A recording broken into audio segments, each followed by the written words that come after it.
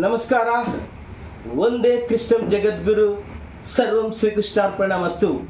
ಬನ್ನಿ, ನಾನು doctor Dasari Govinda, advocate from Supreme Court of India.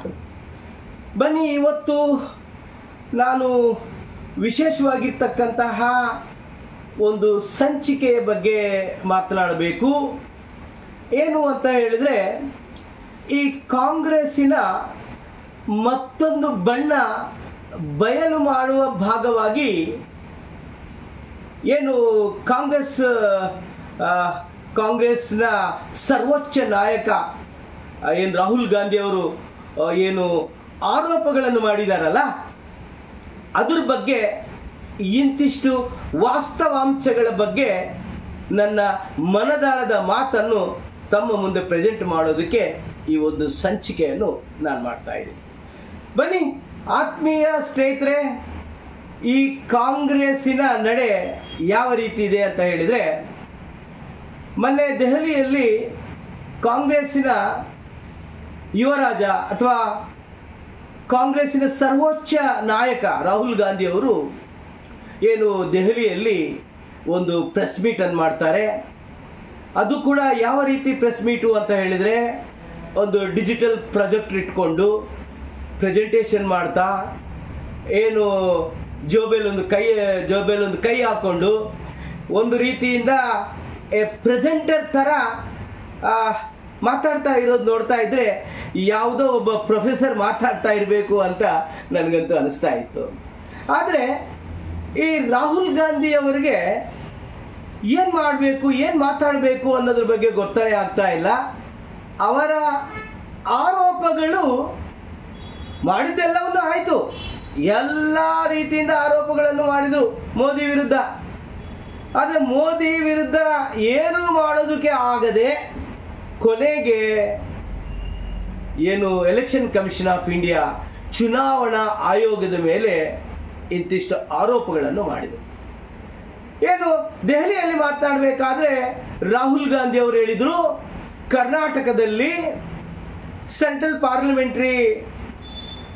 ಕೇಂದ್ರ ಪಾರ್ಲಿಮೆಂಟ್ರಿ ಸೆಗ್ಮೆಂಟಲ್ಲಿ ಮಹದೇವಪುರದಲ್ಲಿ ಸುಮಾರು ವೋಟ್ ಚೋರಿ ಆಗಿದೆ, ಮತಗಳು ಚೋರಿಯಾಗಿದೆ, ಮತ ಕಳ್ಳತನ ಆಗಿದೆ. ಮತ ಕಳ್ಳತನ ಆಗಿರೋದ್ರಿಂದನೇ ಮೋದಿ ಗೆದ್ದಿರೋದು 3ನೇ ಸಾರಿ. ಇದು ಅವರ ಆರೋಪ. ಅವರು ಹೇಳಿರ್ತಕ್ಕಂಥದ್ದೇನು, ಬೆಂಗಳೂರಲ್ಲಿ ಕೇಂದ್ರ ಸ್ಥಾನದಲ್ಲಾಗಿರ್ತಕ್ಕಂಥ ಸೆಂಟ್ರಲ್ MP ಇದರಲ್ಲಿ ಮಹದೇವಪುರದಲ್ಲಿ ಒಂದು ಮನೆಯಲ್ಲಿ 10/15 60 ಜನ 70 ಜನ 80 ಜನ ವೋಟರ್ಸ್ ಇದ್ದಾರೆ ಅನ್ನೋ ಒಂದು ಆರೋಪವನ್ನು ಮಾಡಿದರು. ಇದಕ್ಕೆ ಸಂಬಂಧಪಟ್ಟ ಹಾಗೆ ಅಷ್ಟೇ ಅಲ್ಲ, ಈ election commission of India BJP ಜೊತೆ ಕೈ ಜೋಡಿಸಿ BJPಯ ಏಜೆಂಟ್ ಥರ ಮಾಡ್ತಾ ಇದೆ. ನೋಡಿ, ನನಗೆ ಅರ್ಥ ಆಗ್ತಾ ಇಲ್ಲ ಈ ಕಾಂಗ್ರೆಸ್ಗೆ ಏನಾಗಿದೆ ಅಂತ ಹೇಳಿ. ಕಾಂಗ್ರೆಸ್ಗೆ ಕೋರ್ಟ್ ಮೇಲೆ ನಂಬಿಕೆ ಇಲ್ಲ, CBI ಮೇಲೆ ನಂಬಿಕೆ ಇಲ್ಲ, ED ಮೇಲೆ ನಂಬಿಕೆ ಇಲ್ಲ, ಕೊನೆಗೆ ಸಂವಿಧಾನಾತ್ಮಕವಾಗಿ ಏನು ಇರ್ತಕ್ಕಂಥ ಈ ಚುನಾವಣಾ ಆಯೋಗದ ಮೇಲೆ ಕೂಡ ನಂಬಿಕೆ ಇಲ್ಲ. ಅಕಸ್ಮಾತ್ ಅವ್ರು ಹೇಳಿರ್ತಕ್ಕಂಥ ಏನಾದರೂ ಆರೋಪಗಳು, ತಮ್ಮ ಹತ್ರ ಏನಾದರೂ ಆಧಾರಗಳಿದ್ರೆ ಬಹಳ ಸ್ಪಷ್ಟವಾಗಿ ಎಲೆಕ್ಷನ್ ಕಮಿಷನ್ ಆಫ್ ಇಂಡಿಯಾ ಅವ್ರಿಗೆ ಪತ್ರದ ಮುಖಾಂತರ, ಇಮೇಲ್ ಮುಖಾಂತರ ಅವ್ರಿಗೆ ರವಾನಿಸಿದೆ.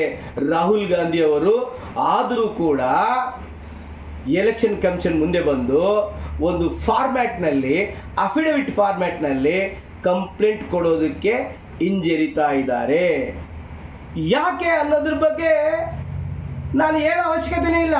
ಯಾಕೆಂತ ಹೇಳಿದ್ರೆ ಇದು ಕೇವಲ ಹಿಟ್ ಅಂಡ್ ರನ್, ಇದು ಕೇವಲ ಆರೋಪ ಮಾತ್ರ. ಇದೇ ರೀತಿ ಆರೋಪಗಳು ಮಾಡ್ತಾ ಮಾಡ್ತಾ ಮಾಡ್ತಾ ಇವತ್ತು ಕಾಂಗ್ರೆಸ್ನ ಪರಿಸ್ಥಿತಿ ಯಾವ ರೀತಿಯಾಗಿದೆ ಅಂತ ಹೇಳಿದ್ರೆ, ಇವತ್ತು ದೇಶದಲ್ಲಿ ಕಾಂಗ್ರೆಸ್ ಮುಕ್ತ ಭಾರತ ಆಗ್ತಾ ಇದೆ. ಅಷ್ಟೇ ಅಲ್ಲ, ಮೊನ್ನೆ 8ನೇ ತಾರೀಕು ಬೆಂಗಳೂರಿಗೆ ಬರ್ತಾರೆ ರಾಹುಲ್ ಗಾಂಧಿ ಅವರು. ಬೆಂಗಳೂರಿನಲ್ಲಿ ಬಂದು ಏನು, ನನ್ನ ಹತ್ರ ಒಂದು ಆಟಮ್ ಬಾಂಬ್ ಇದೆ, ಏನು ನಾವು 6 ತಿಂಗಳ ಕಾಲ ನಾವು ಇದನ್ನ ಅಧ್ಯಯನವನ್ನು ಮಾಡಿದೀವಿ, ಏನು ಉತ್ಖನನ ಮಾಡಿದೀವಿ, ನಮ್ಮ ಹತ್ರ ಒಂದು ರಿಪೋರ್ಟ್ ಇದೆ. ಆ ರಿಪೋರ್ಟ್ ಏನಾದರೂ ನಾನು ಬಹಿರಂಗ ಮಾಡಿದ್ರೆ ಎಲೆಕ್ಷನ್ ಕಮಿಷನ್ ಆಫ್ ಇಂಡಿಯಾನೇ ಇರಲ್ಲ ಅನ್ನೋ ಒಂದು ಭಯಂಕರವಾಗಿರ್ತಕ್ಕಂಥ ಒಂದು ಆರೋಪವನ್ನು ಮಾಡ್ತಾರೆ. ಕೊನೆಗೆ ಏನು ಮಾಡಿದ್ರು, 8ನೇ ತಾರೀಕು ನೇರವಾಗಿ ಹೋಗಿ ಏನು ಅಲ್ಲಿಂದ ಅವ್ರು ಏನು ಧರಣಿ ಮಾಡ್ತಾ ಇದ್ರಲ್ಲ ಫ್ರೀಡಂ ಪಾರ್ಕಿಂದ ಕೆಲವೇ ನಿಮಿಷಗಳ ಅಂತರದಲ್ಲೇ ಅಲ್ಲಿ ಎಲೆಕ್ಷನ್ ಕಮಿಷನ್ ಇದೆ.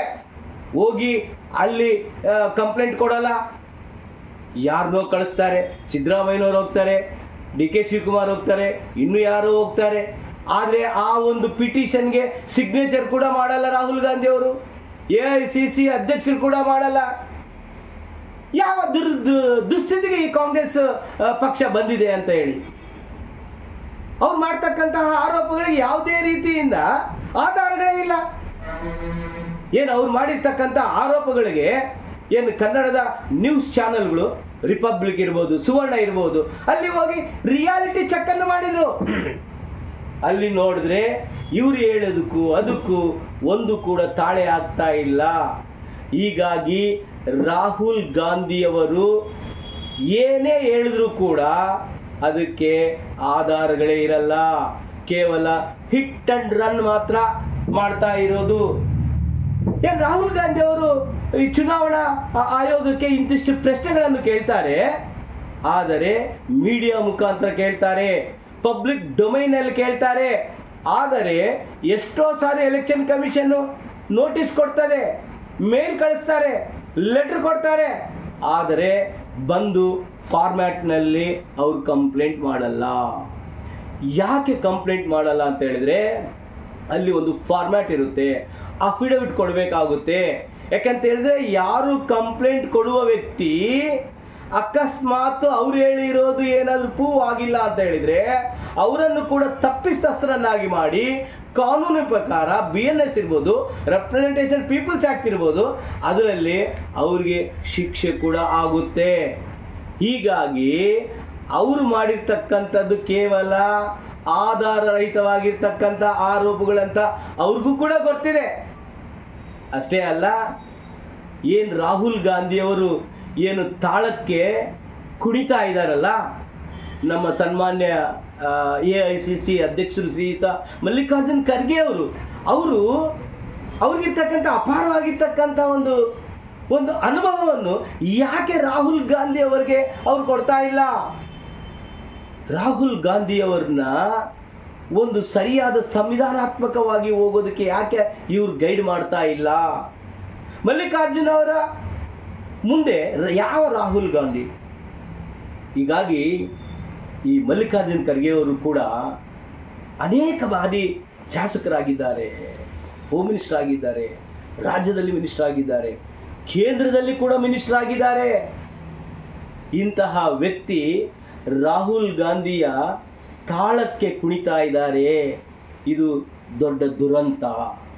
ಏನು ಹೇಳಿದ್ರು ಮೊನ್ನೆ 2019 ಚುನಾವಣೆಯಲ್ಲಿ ಗುಲ್ಬರ್ಗದಲ್ಲಿ ನಾನು ಸೋಲೋದಕ್ಕೆ ಈ ಮತಗಳ್ಳತನವೇ ಕಾರಣ ಅಂತ ಹೇಳಿದರು.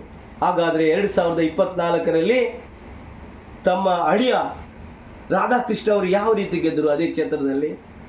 ನಿಜಕ್ಕೂ ಕೂಡ ತಾವು ಈ ರೀತಿ ಮಾತಾಡೋದಕ್ಕೆ ತಮಗೆ ಗೌರವ ಅನಿಸೋದಿಲ್ಲ. ಏನೇ ಆದರೂ ಕೂಡ ರಾಜ್ಯದಲ್ಲಿ ಕೂಡ ರಾಜ್ಯದ ಮುಖ್ಯಮಂತ್ರಿಗಳು ಕೂಡ ಏನು ರಾಹುಲ್ ಗಾಂಧಿಯ ತಾಳಕ್ಕೆ ಕುಣಿತಾ ಇದ್ದಾರೆ. ಸ್ವಾಮಿ ರಾಹುಲ್ ಗಾಂಧಿ ಅವರು ಹೇಳ್ತಕ್ಕಂಥದ್ದು ಅಕ್ರಮವಾಗಿ ಇದ್ದಾರೆ. ಓಕೆ, ರಾಹುಲ್ ಗಾಂಧಿ ಅವರು ಹೇಳ್ತಕ್ಕಂಥದ್ದು ಏನಾದರೂ ಅಕ್ರಮ ಆಗಿದ್ರೆ, ಅಕಸ್ಮಾತ್ ಏನಾದರೂ ಹೆಚ್ಚು ಕಡಿಮೆ ಆಗಿದ್ರೂ ಕೂಡ ಅದನ್ನು ಸರಿಪಡಿಸಬೇಕಾಗುತ್ತೆ. ಸ್ವಾಮಿ ಇದೇ ಕೆಲಸ ಬಿಹಾರ್ನಲ್ಲಿ SIR ಅಂತ ಮಾಡ್ತಾ ಇದ್ದಾರೆ, ಸ್ಪೆಷಲ್ ಇಂಟೆನ್ಸಿವ್ ರಿವ್ಯೂ ವೋಟರ್ಸ್ ಅಂತ ಹೇಳಿ. ಆದರೆ ಇಲ್ಲಿ ಖ್ಯಾತೆಯನ್ನು ತೆಗಿತಾರೆ, ಅಲ್ಲಿ ಬಿಹಾರದಲ್ಲಿ SIR ಮಾಡಬೇಡಿ ಅಂತೇಳಿ ಕೋರ್ಟ್ಗೆ ಹೋಗ್ತಾರೆ. ಏನು ಇವ್ರದ್ದು ಡಬಲ್ ಸ್ಟ್ಯಾಂಡರ್ಡ್ ಏನು ಅರ್ಥನೇ ಆಗ್ತಾ ಇಲ್ಲ. ನನಗೆ ಅನಿಸ್ತಾ ಇದೆ ರಾಹುಲ್ ಗಾಂಧಿಯವರು ಕೇವಲ ಕೇವಲ ಕೇವಲ ನರೇಂದ್ರ ಮೋದಿಯವರನ್ನು ಸೋಲಿಸೋದಕ್ಕೆ ಸಾಧ್ಯವೇ ಆಗೋದಿಲ್ಲ ಅಂತ ಗೊತ್ತಾದ ನಂತರ ಈ ರೀತಿ ಖ್ಯಾತೆಯನ್ನು ತೆಗಿತಾ ಇದ್ದಾರೆ. ನಿಜಕ್ಕೂ ಹೇಳೋದಾದ್ರೆ ಈ ನಿರಪರಾಧ ಆಧಾರ ರಹಿತವಾಗಿರ್ತಕ್ಕಂತಹ ಈ ಒಂದು ಅಲಿಗೇಷನ್ ಏನು ಮಾಡ್ತಾ ಇದ್ದಾರಲ್ಲ, ಇದರಿಂದ ಜನರಿಗೆ ನಿಜಾಂಶ ಗೊತ್ತಾಗಿದೆ. ಮುಂದಿನ ಚುನಾವಣೆಯಲ್ಲಿ 2027-28 ಚುನಾವಣೆಗಳಲ್ಲಿ ಕಾಂಗ್ರೆಸ್ ಮುಕ್ತ ಭಾರತ ಆಗುತ್ತೆ, ಇದು ಜನ ಹೇಳ್ತಾ ಇದ್ದಾರೆ. ಎಲ್ಲಿದೆ ಸ್ವಾಮಿ ಕಾಂಗ್ರೆಸ್? ಯಾವ ರಾಜ್ಯದಲ್ಲಿದೆ?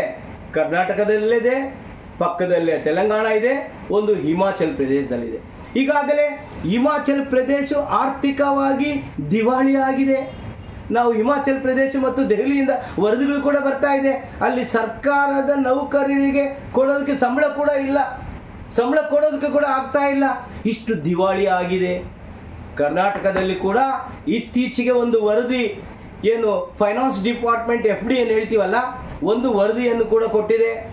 ತನ್ನ ರಾಜ್ಯ ಸರ್ಕಾರದ ನೌಕರರಿಗೆ 3 ತಿಂಗಳಿಂದ ಸಂಬಳ ಕೂಡ ಕೊಡೋದಕ್ಕೆ ಆಗ್ತಾ ಇಲ್ಲ ಅಂತೇಳಿ ವರದಿಗಳು ಬರ್ತಾ ಇದ್ದಾವೆ.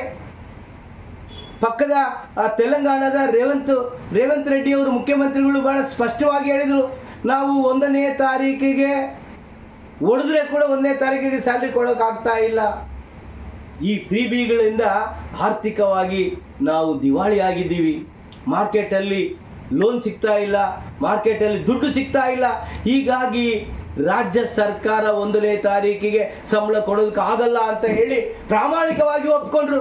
ಆದರೆ ನಮ್ಮ ರಾಜ್ಯದ ಮುಖ್ಯಮಂತ್ರಿಗಳು ಸಿದ್ದರಾಮಯ್ಯನವರು ಫೈನಾನ್ಸ್ ಮಿನಿಸ್ಟರ್ ಆಗಿದ್ದರೂ ಕೂಡ ನಮ್ಮ ರಾಜ್ಯದ ಎಕಾನಮಿ ತುಂಬಾ ಚೆನ್ನಾಗಿದೆ ಅಂತ ಹೇಳ್ತಾ ಇದ್ದಾರೆ. ಸ್ವಾಮಿ, ಹಾಗಾದರೆ ರಾಜ್ಯ ಸರ್ಕಾರಿ ನೌಕರರಿಗೆ ಸಂಬಳ ಕೊಡೋದಕ್ಕೆ ಆಗ್ತಾ ಇಲ್ಲ. KSRTC ನೌಕರರಿಗೆ 36 ತಿಂಗಳ ಅನೌನ್ಸ್ಮೆಂಟ್ ಮಾಡಿರ್ತಕ್ಕಂಥದ್ದು ಕೂಡ ಕೊಡೋದಕ್ಕಾಗ್ತಾ ಇಲ್ಲ. ಹೀಗಾಗಿ ಎಂತಹ ಒಂದು ಸರ್ಕಾರವನ್ನು ಇವತ್ತು ನಾವು ನೋಡ್ತಾ ಇದ್ದೀವಿ ಅಂತ ಹೇಳಿದ್ರೆ, ಈ ರಾಜ್ಯದ ಅತ್ಯಂತ ದುರಂತ ಅಂತ ಹೇಳಿ ಜನ ಈಗಾಗಲೇ ಜನಾಂದೋಲನ ಶುರುವಾಗಿದೆ. ಏನೇ ಆದರೂ ಕೂಡ ಈ ದೇಶದಲ್ಲಿ ಪ್ರಜಾಪ್ರಭುತ್ವದ ಪದ್ಧತಿಯಲ್ಲಿ, ಫೆಡರಲ್ ಸ್ಟ್ರಕ್ಚರಲ್ಲಿ ಒಂದು ಸ್ಟ್ರಾಂಗ್ ಸೆಂಟ್ರಲ್ ಗೌರ್ಮೆಂಟ್ ಇರಬೇಕು. ಆ ಸೆಂಟ್ರಲ್ ಗೌರ್ಮೆಂಟ್ ಜೊತೆಗೆ ಸ್ಟ್ರಾಂಗ್ ಅಪೋಸಿಷನ್ ಪಾರ್ಟಿ ಕೂಡ ಇರಬೇಕು ಅನ್ನೋದು ನಮ್ಮ ಆಸೆ ಆಗಿದೆ. ಸಂವಿಧಾನಾತ್ಮಕವಾಗಿ ಒಂದು ಸ್ಟ್ರಾಂಗ್ ಅಪೋಸಿಷನ್ ಪಾರ್ಟಿ ಇದ್ರೆ ಆ ದೇಶ ತುಂಬ ಚೆನ್ನಾಗಿ ಹೋಗುತ್ತೆ ಅನ್ನೋದಕ್ಕೆ ನಿದರ್ಶನಗಳಿದ್ದಾವೆ. ಆದರೆ ರಾಹುಲ್ ಗಾಂಧಿ ಅಂತಹ, ನಿನ್ನೆ ಸುರೇಶ್ ಕುಮಾರ್ ಅವರು ಹೇಳ್ತಾ ಇದ್ರು, ಈ ದೇಶದಲ್ಲಿ ಕಾಂಗ್ರೆಸ್ನಲ್ಲಿ ಅನೇಕ ನಾಯಕರಿದ್ದಾರೆ, ಒಬ್ಬ ಒಳ್ಳೆಯ ಲೀಡರ್ ಆಫ್ ದಿ ಅಪೋಸಿಷನ್ ಪಾರ್ಟಿಯನ್ನು ಮಾಡಿ ಕೇವಲ ಇಂದಿರಾ ಗಾಂಧಿ ಕುಟುಂಬಕ್ಕೆ ನೀವು ಮಣೆ ಹಾಕ್ತೀರಿ ಅಂತ ಹೇಳಿದ್ರೆ ಒಂದಲ್ಲ ಒಂದು ದಿನ ಕಾಂಗ್ರೆಸ್ ಸರ್ವನಾಶ ಆಗುತ್ತೆ ಅನ್ನೋದ್ರ ಬಗ್ಗೆ ಸುರೇಶ್ ಕುಮಾರ್ ಅವರು ಪ್ರೆಸ್ ಮೀಟಲ್ಲಿ ಹೇಳಿದರು. ಏನೇ ಆದರೂ ಕೂಡ ಈ ಕಾಂಗ್ರೆಸ್ ಯಾವತ್ತೂ ಕೂಡ ಈ ದೇಶವನ್ನು ಜನರ ದಿಕ್ಕನ್ನು ತಪ್ಪಿಸುವ ಕೆಲಸವನ್ನು ಮಾಡ್ತಾ ಇದೆ ಅಂತೇಳಿ ಈಗಾಗಲೇ ಜನ ಹೇಳ್ತಾ ಇದ್ದಾರೆ.